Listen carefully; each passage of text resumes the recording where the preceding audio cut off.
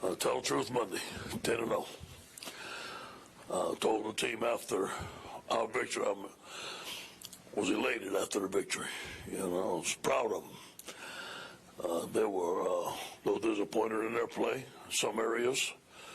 But I told them, so listen, the object was to win the football game, and we did. But anything that goes wrong, put it on my shoulders. And we're going to get some stuff fixed this week. We got a lot of things to fix, which will be good. A couple of good things that we did. 58 points, over 700 yards of offense. I thought the MVPs of the game was Coach Craig and the offensive line. Bedard Traore and Adrian McGee at tackles played well. Did they play great? No, they made some mistakes, a couple of them. But for us to have 700-something yards with those guys at tackle, I thought those guys did very well. Next man up. Very proud of those guys. On defense, we got to coach them better. Starts with me. We got to put them in better positions. They gave us some schemes. They gave us some problems that we had to work on very hard yesterday to get some answers for. And our players are going to get that today. So, number one, starts with me, coaching them better. Number two, we got to make plays when we get in space and make tackles. Plumlee was an excellent quarterback. Give them some credit. They had a good scheme. But I know we're going to get it fixed. I know the men in our room is going to be fine. I believe in Dave Aranda. I believe in our coaching staff, and I believe in our players. And we're going to have a great defense. I know that. Special teams, very pleased with our special teams. 707 PATs, 3 field goals, longest of 52, kickoffs 8, touchbacks, 2 fair catches, hands teams, 2 big-time recovery there. And we didn't even get the punt. How about that? So, outstanding deal on special teams. On to Arkansas, a place that I'm very grateful for. I spent 2 years up there in 1986 as an assistant strength coach. And then I was a graduate assistant on the football field. I learned a lot of stuff from Coach Hatfield, Coach Drake, Fred Goldsmith up there. Those guys were phenomenal. I really enjoyed my time up there. So a lot of respect for that unit and what they did for me early in my career. All right, a little bit about Arkansas. Obviously, they're going to be fired up. I've been an interim coach. They had an open date, so obviously he's changed things around. Coach Looney's changed things around. He's going to rally the troops. They're going to come out and give their best effort. We know they will. On offense, they're spread. A lot of similar plays, a lot of similar quarterback runs that we just saw at Ole Miss. A.J. Jefferson, their quarterback, number 11.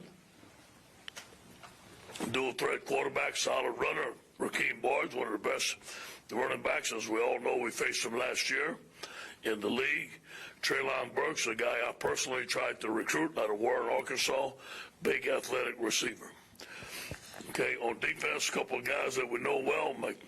McTevian Agim, I call him Sosa, is their best lineman. He has 6 sacks, very fast. I think he ran like a 4.6 40 when we recruited him.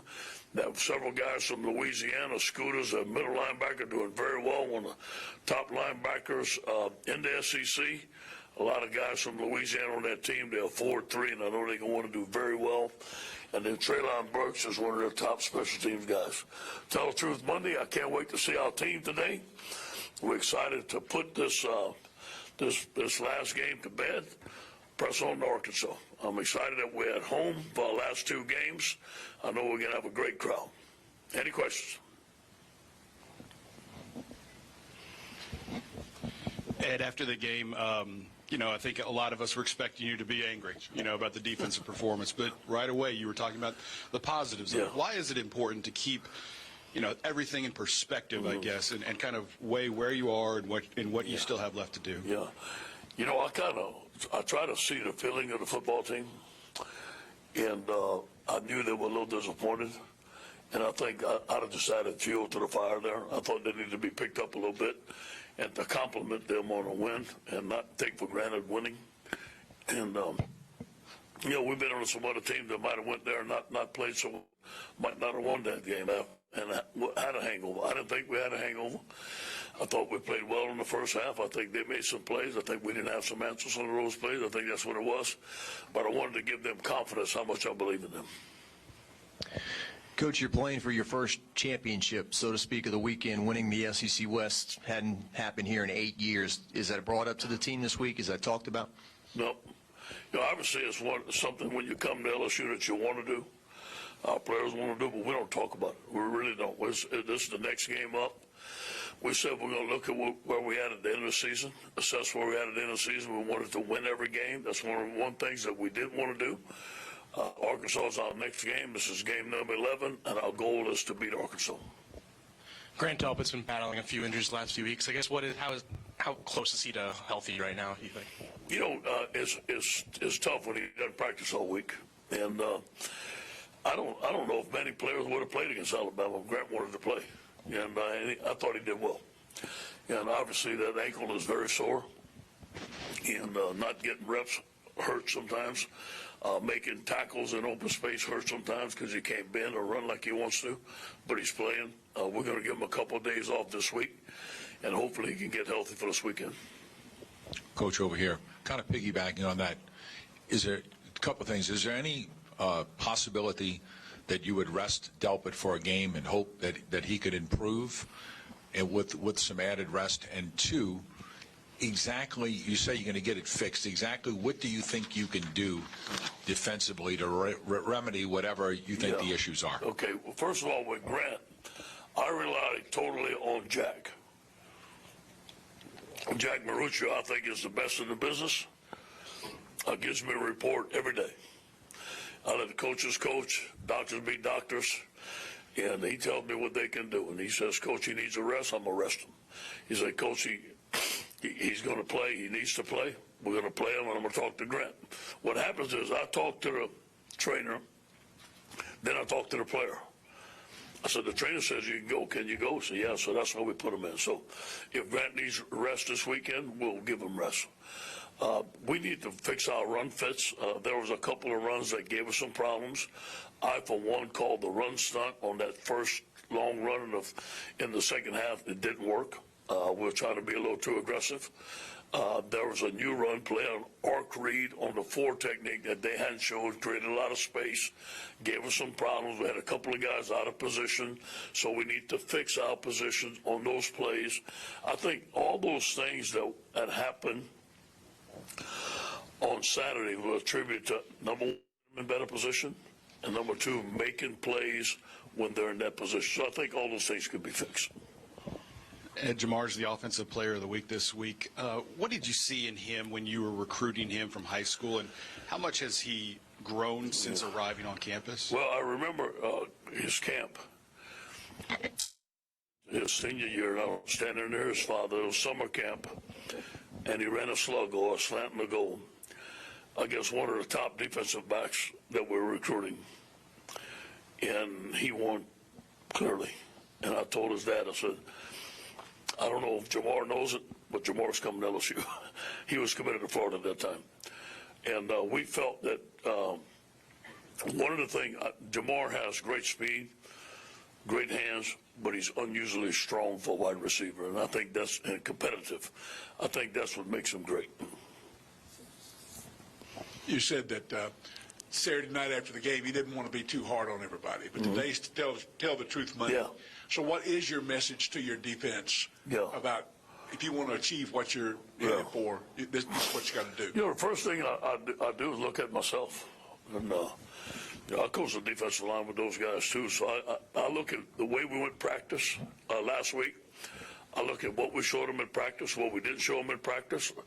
I look at coaches, what we can get better. Hey, yesterday we spent 3 hours on what do we need to do to put our guys in a better position. I want to make sure as the leaders of the program, we're giving them the right thing at the right time to do. Okay, now, so we're going to give them that today, and we're going to put them in great position, and obviously they're going to have to make the play. So I think it's a combination of both, but I'm never going to put it on the players. I'm going to put it on me first. Ed, I know focus is on winning right now and the team, but Joe's getting a lot of draft buzz, and a lot of people are slotting him pretty high in the draft. What have you heard on his draft stock and how it's risen, and then what traits do you think would make him successful in the NFL? I haven't talked to anybody personally. I guess Derek informs me of the scoop out there, so he's my scoop guy, but I'm hearing the same thing y'all hearing, that he's going to be a high draft pick, and I hope he is. And obviously, he's mad that he threw 2 interceptions, so he won't want to talk about that today. He's that much of a competitor. But I do believe that he is going to be a high draft pick if things go right. And I think that he's going to have a great career in the NFL. And whoever gets him is going to get a tremendous quarterback. Kerry Vincent's another guy who didn't quite get the start, but then comes back in, gets the interception. I guess, was that kind of a you could have rested him if you needed to situation? Yeah, I think that we spot played him.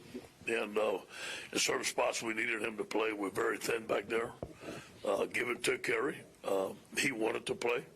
And that was a big interception. Coach, as this season has built, I mean, 4 top 10 wins, and what's the craziest thing that's happened maybe to you and Kelly off the field with people, that maybe wouldn't happen not in Louisiana? That with me, Kelly? Or you being out in the public? First of all, since August, I haven't been out in the public.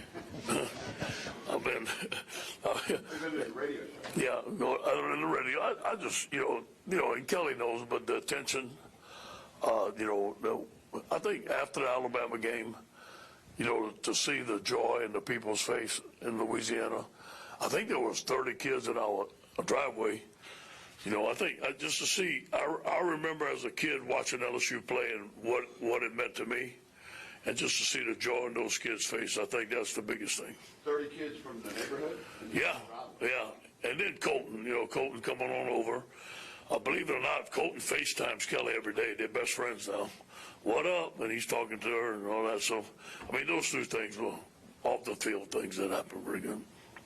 Yeah, Coach, Jamar got SEC Player of the Week, but him and Justin Jefferson are now semifinalists for the Biletnikoff Award. Just what does that acknowledgement show about the success this offense has had this year? Well, it makes the decision to go to the spread the right one, I can guarantee you that. And but it goes to show you that Steve Ensminger and Joe Brady's done a tremendous job of putting the ball in playmakers' hands in space and let them make plays. 2 outstanding men from the state of Louisiana. We want to recruit the best players in the state of Louisiana, along with Terrence Marshall, 3 outstanding players. Goes to show the work that they did this summer, catching 10,000 balls and the competitive nature they had. I think the best thing I can say about this group is their character and their closeness, and they pull for each other. Coach, on offense, it's obvious up the middle from your center to your quarterback to your running back. Those guys are the leaders of the offense. On the defensive side, especially watching Devin White yesterday against the Saints, have you not really had leaders emerge like you want to see, especially when it comes to vocal, because a lot of the good players are kind of quiet? Yeah, I can't say that. I do believe that we're getting good leadership from Kellerman Chasson, Rashard Lawrence. And, besides last game, I thought Patrick Queen, I'm not saying he didn't play well last game, but he's been playing pretty good. I mean, him and Jacob Phillips are very pleased with those guys. Pleased with, believe it or not, Apalaika had his best game at 6-2 the nose tackle. So I think their scheme got us a little bit, and I don't want to get down on our players because we're 10-0, and we have a chance to have a great season. I know these guys are going to answer the bell, so I think we're going to finish the season strong. Coach, after seeing Tua get hurt on Saturday, do you have any plans to start pulling your starters and your star players a little bit earlier? Yeah, you hate to. I said it at halftime, and I feel bad that I said it. The lady asked me a question, and me, I'm going to tell her how I feel. If we'd have got up for 1 more touchdown, we was going to pull Joe. But I can't say this or that.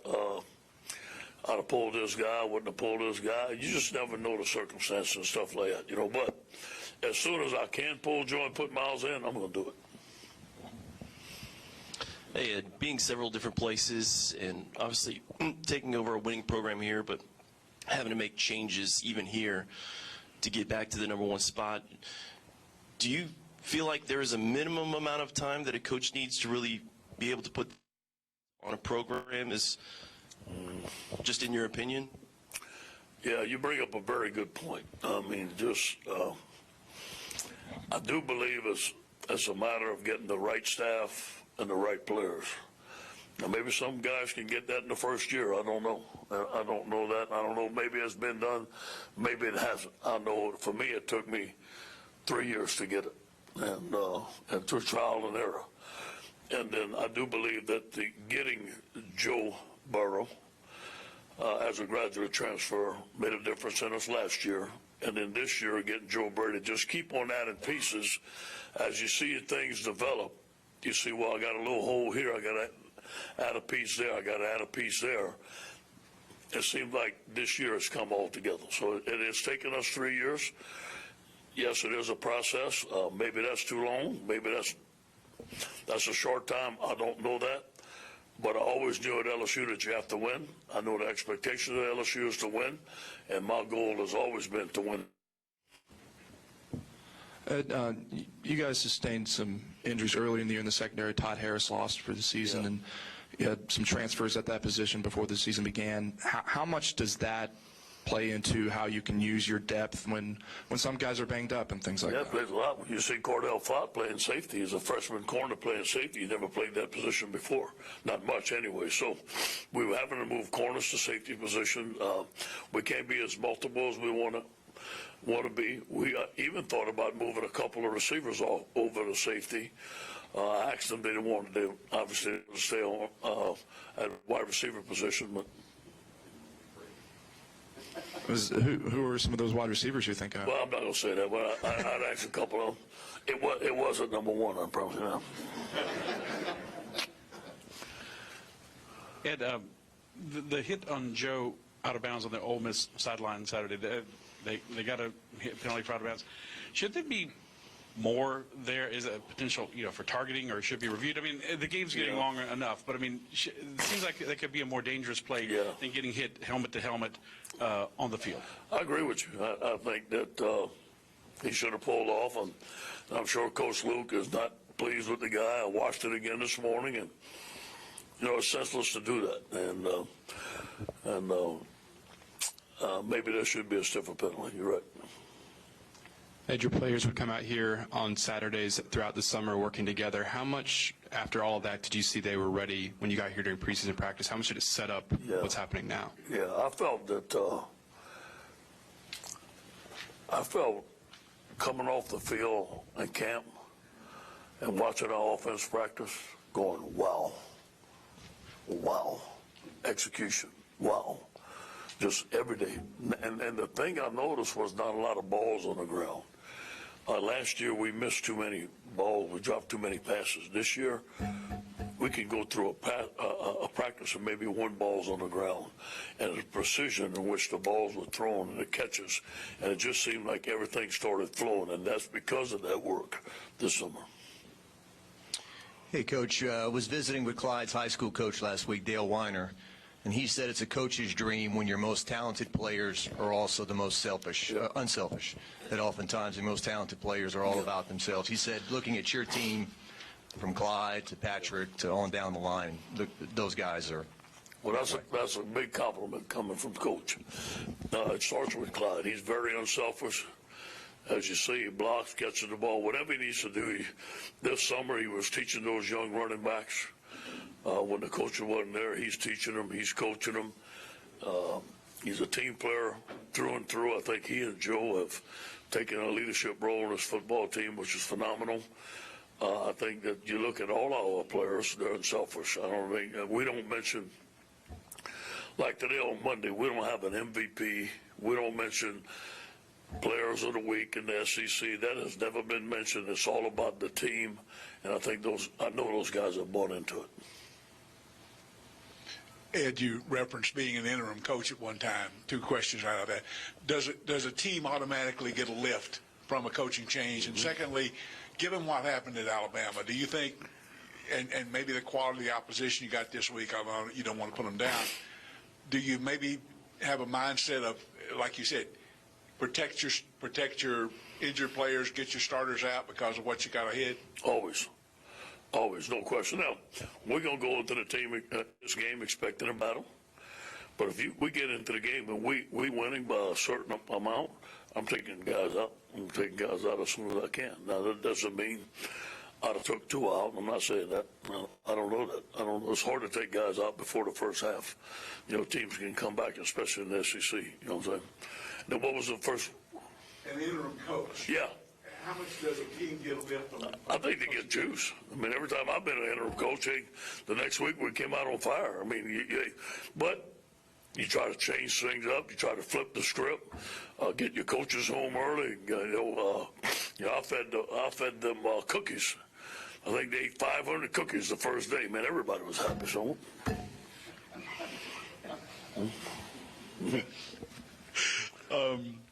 The thing that I noticed this weekend when Clyde runs the ball, the shield, I guess, that he's built with just his strength conditioning, the toughness that he exudes, and you also have that in Joe.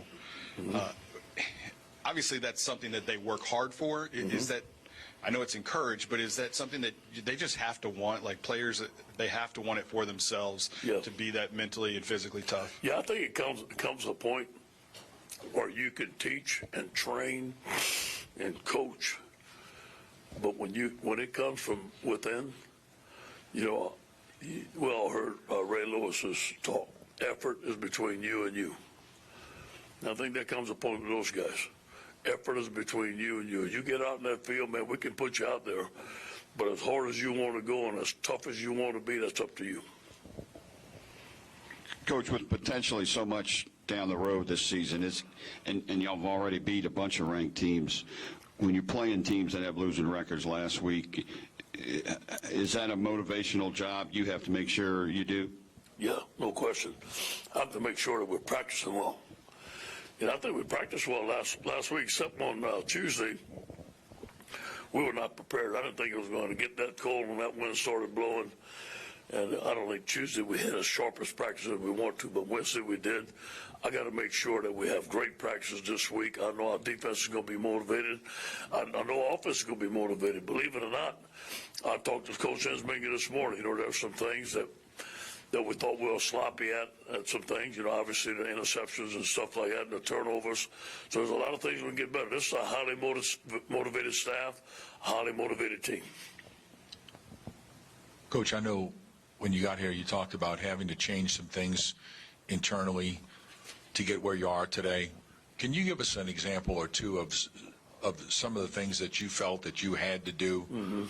Not with just player acquisition, but with just other things to make the program elite again? Well, in order to be the leader, you have to do the things that you believe in, not what somebody else did. And I can't do what somebody else did. That's not me. I wanted this to be one team, one heartbeat. I didn't want this to be a team of individuals, guys want to make All-American and be first-round draft choice. I wanted us to be a team that played for each other, a team that fought for each other. And I wanted to be a coach that coached from within, not above. And I wanted everybody to have the same role. Everybody's role, from the manager to the head coach, is equal. We all have to do our jobs in order for this to have success. And I wanted this place to be a place where you want to come to work. I think we've all had jobs where you want to come to work. You get up, you listen to different music, you get there early, you work, you're more productive. We've all been at jobs where you hit the snooze button, work starts at 8, you show up at 7:59, you punch the clock, you can't wait till the bell rings at 3 o'clock. I didn't want this to be that type of job. So I think that the atmosphere within the building, I think people are happy. I'm not saying it wasn't before, because I enjoyed working for Coach Miles, but I wanted it to be an atmosphere that everybody was pulling on the same side of the rope. Everybody had the same type of role, and everybody wanted to be together. Now, obviously, get great players and get great coaches. And, we've heard stories from the players talking about how Clyde Edwards-Helaire on the sideline, how he wants the ball, how he was getting in the game. In what ways have you seen him take command of that position? Well, obviously he leads by example. I don't think Clyde has missed many days of practice. Clyde's always, when he walks in the room, he always has a presence about himself. He's always smiling. I've never seen him have a bad day yet. I see him encouraging everybody. And I think he and Joe, like I said before, have a special relationship. I know he's worked hard on catching the ball. I know he's worked hard on learning this offense. I think he's become a complete all-around back by his work ethic. Thanks, Coach. Thank you, guys.